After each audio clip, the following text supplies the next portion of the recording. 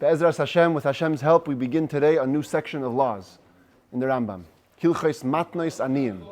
The laws related to the gifts that we give to the poor from our fields.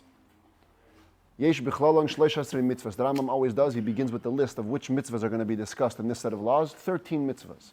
Sheva mitzvahs aseh, v'sheish mitzvahs leis aseh. 7 positive commandments, 6 negative ones. V'zehu pratan, and these are their details. Aleph lahaniach peah. Number 1 is to leave the corner of the field. This is going to be defined in the first couple of chapters of these halachot. When you cut your field, you have to leave the corner for the poor people. Now the Rambam, every word is exact. He doesn't say lahaniach pe'ah le'ani. It's not so much the leaving of the field, of the corner of the field for the poor. The mitzvah is to leave it. The giving is a separate element. Sometimes tzedakah we think is about giving. Other times it's just about leaving part of our money. Not to completely destroy your field. In other words, you're not allowed to harvest the entire thing. There's a positive and a negative commandment to the same mitzvah. Gimel lahaniach leket. Number 3, to leave fallen stalks. When you gather the stalks, if 2 or 3 fall down, leave them for the poor. Dalet shelo yelaket haleket. You cannot pick the leket, the fallen stalks, for yourself. Hey lazev oilolos hakerem, vav shelo yeoilol hakerem. Again, a positive and negative commandment about leaving immature grapes. Grapes grow in a beautiful cluster, kind of shaped downwards. If the grapes don't grow properly, it's called oilolos. And you cannot pick those, you have to leave them for the poor.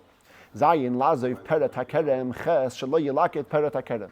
Number 7 and 8 is to leave the fallen grapes. Same when you have stalks, some of them fall. When you have grapes, you pick grapes, some of the grapes fall down. Leave those for the poor, don't pick them.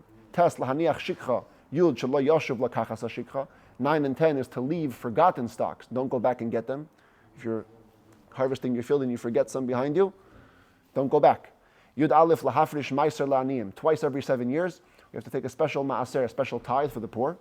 Yud beis litein tzedakah kemisas yad. A person should always give tzedakah according to what he can.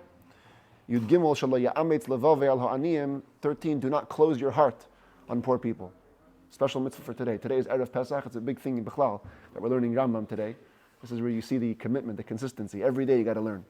And Erev Pesach is a special day for tzedakah, to give to the poor, to the needy, what they need for the needs of the Seder night and Bechlal and Pesach. So it's a hashgacha pratis, divine providence, that we're studying this today. Ubir mitzvahs elu b'prakim elu. The explanation of all these chapters is going to come, all these mitzvahs is going to come in the following 10 chapters. Be'ezras Hashem. Perek Rishon, chapter 1. This chapter is all about defining the core nature of the mitzvahs of giving gifts to the poor. Number 1, the Rambam begins halacha aleph hakoitzer asadeu. When somebody harvests their field, lo yikzer es kol asada kula. Do not cut down the entirety of the field.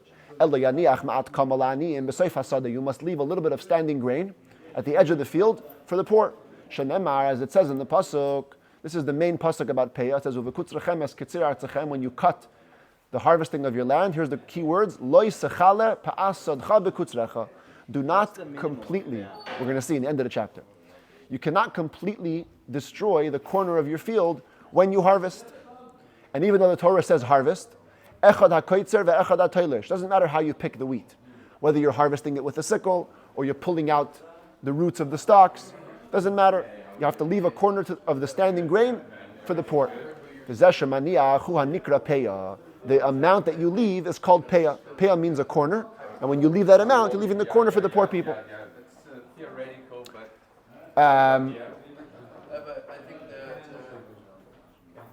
Yeah. Halacha beis ukeshem shemaniach basada. The same way you must leave the corner of your field. Kach ba'ilanos. So too on trees. When you pick the fruits of a tree, maniach ma'at la'aniyim, you have to leave a little bit to the poor. There's no corner, obviously, but you leave a part for the poor. Avar v'katzar es kol asada asav kol peiros se'ilan. What do you do if you already cut the entire field, or you already picked all the fruits? Lokeach ma'at mimasha katzar ay mimasha asav v'neshne la'aniyim. So it's not too late. Take a little bit of what you harvested or a little bit of what you gathered and give it to the poor people.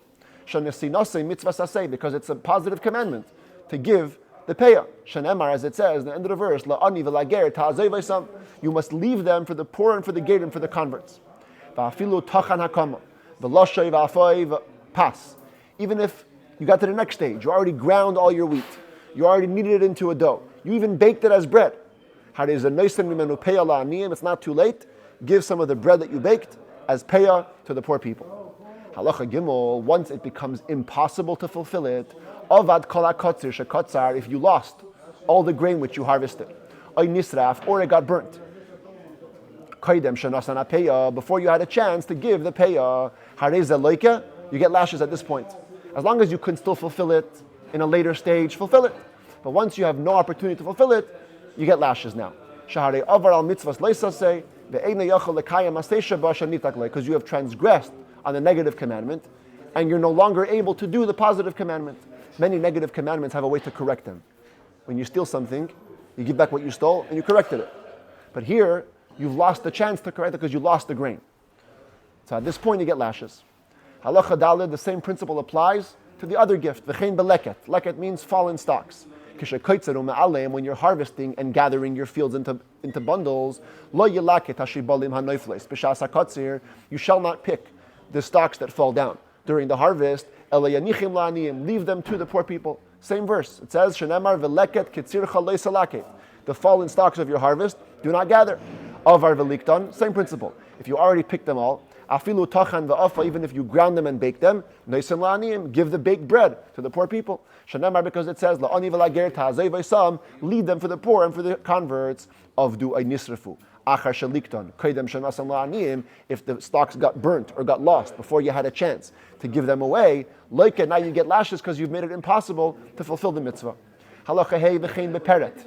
Same thing applies to peret. Peret is, again, the fallen grapes. You see here grapes that are under the vine, they've fallen down during the picking. So they also have to be given to the poor people. V'chein beperet shenifrat min ha'anavim. B'shas habitzira, fallen grapes that fall from the grapevines. When you're harvesting, v'chein ba'oilalois, and the same thing as the immature grapes. You see here, they're not growing like a neat cluster. You also cannot take those for yourself. Shenemar, because it says, where's my verse over here? You shall not pick the impure grapes from your vineyard. Don't gather the fallen fruits of the vineyard. Leave them for the poor and for the converts. The fifth type of gift. So we have peya, we have leket, both from stocks. We have peret, we have oilolais, both from the vineyards. And now, one is that applies to them all. A person who is gathering his stocks, and he forgot one stock in the field. He shall not take it, because it says, if you forget a stock or a bundle in the field, do not go back and take it. Same principle. If you took it anyway, even if you ground it and you baked it into bread, at this point you can still give it to the poor. Because it says in the end, it should belong to the convert, to the orphan, to the widow. Zu mitzvah say. There's always a positive commandment. So whenever you can still fulfill it, fulfill it. From here we learn, all of these gifts to the poor are a negative commandment. Don't take them, but they can be fixed by a positive commandment. If you made it impossible to fulfill the positive element of it, that's when you get lashes. The same way the law of forgetting stalks applies to bundles that are already cut, it also applies to standing grain, which means if you forgot some of the standing grain, you didn't harvest it, it belongs to the poor.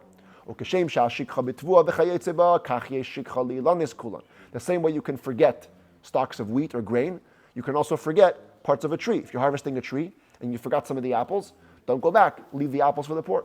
Shenemar, because it says, Torah talks about the olive tree actually. It says, Kisach bait zeisecha, or zeisecha, lo yisefayir acharecha. When you, sachbait means you beat, because they used to beat the olive trees to get the olives to fall down. When you beat the olive tree, don't go back and gather any remaining fruit if you forgot it. The same applies to all other trees. So what do we have in total? It turns out you learn. In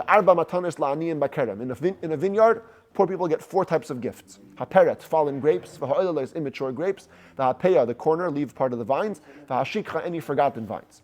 V'shalish matanes batvua, they get 3 gifts from wheat or from grain. Haleket, v'hashikha, v'hapeya, fallen stalks, forgotten stalks on the corner of the field. Ushtayim ba'ilanes, they only get 2 gifts from trees. Hashikha, v'hapeya, forgotten stalks and the corner stalk. Halacha ches, kol matnes aniyim elu. All of these gifts that we give to the poor, ein bohen toivas hanoah labailim. The owners don't have the choice who to give it to. You can't say, I have a relative or a friend that's a poor guy, I like him, I'm going to give it to him. Poor people come, take them against the will of the owners. They can grab the gifts. Even if there's the poorest person and it was reserved for him, so to speak, the poor people can come and take it from him. First come, first serve. Or others say it means even a poor person who owns the field, but he has to do the mitzvahs. Other poor people can take it from him. He can't say, hey, I'm poor, I'll give the gifts to myself. It doesn't work. Halacha test called ger ha'amar b'matnas aniyim. Whenever the Torah uses the word ger, see la'ani v'la ta'azoy v'sam. In halacha we have two types of ger. Ger means either a convert, a full convert who became Jewish. Ger could also mean ger toshav, a non-Jew who took upon himself to do the Sheva Mitzvot B'nai Noach, the 7 Noahide laws. So the Rambam says, Kol ger ha'amar b'matnas aniyim. Whenever we talk about a ger in the gift of the poor, einei ella ger tzedek. It only means the righteous convert, the Jewish convert. Sha'arehu oimer b'maiser ani. Because it says when it comes to the poor, some texts have maaser sheni, but it's a mistake. So maiser ani, uba halevi v'hager. When it comes to the poor maiser, it says the Levite should come and the ger should come. It puts the ger next to the Levi. Levi, of course, is a full Jew. Maha Levi ben Bris, Afager ben Bris. Same way Levi, we understand, is talking about a full Jew. So to the ger means a full Jew, a full Jewish convert. Nevertheless, we don't, if a guy comes to take the stuff from the field, we're not going to stop him. To keep the peace, if they, we'll see in the end of the chapter. If they come together with the poor people of the Jewish people, they can collect together. Commentaries say that Rambam writes only with the Jewish people. If they come alone, we should send them away. Only together with Jews. It says, we return to this verse, it says when it comes to the gifts to the poor, you must leave them for the poor and for the convert. Which means, the gifts only apply as long as the poor people are looking for them.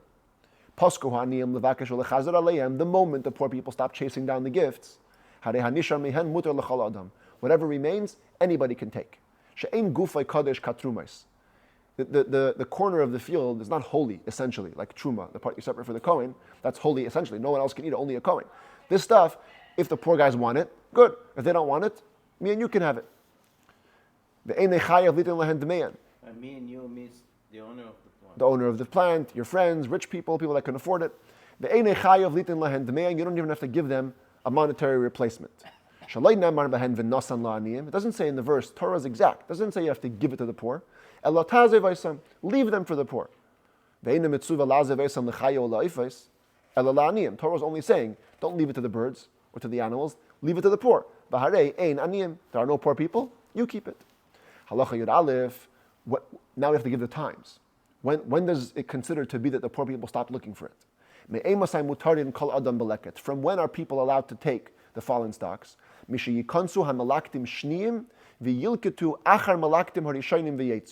When the second round of collectors comes to collect the fallen stocks and they leave. If only the first round came, there's more poor people coming. After the second round and the second round leaves, everybody can take it. At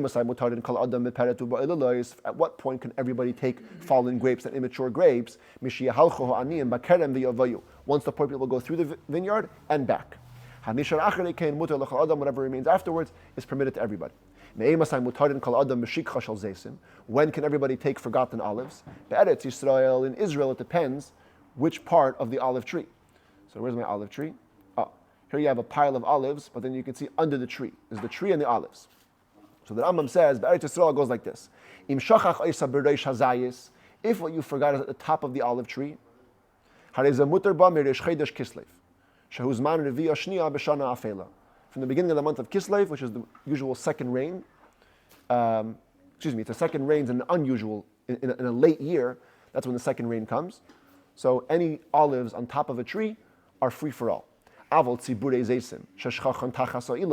if you forgot a pile of grapes under the tree, whenever the poor people stop chasing it, you can take it.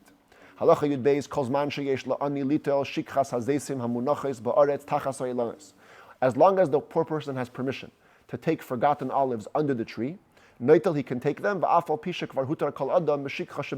even though it already passed the time when everybody could take the olives on top of the tree. So top and bottom don't connect. If it's free for all at the top, it's still reserved for the poor on the bottom. And if it's not free for all for the top of the tree, noitel the poor person can take it, even though the piles on the bottom aren't even permitted to the poor, they still belong to the owner.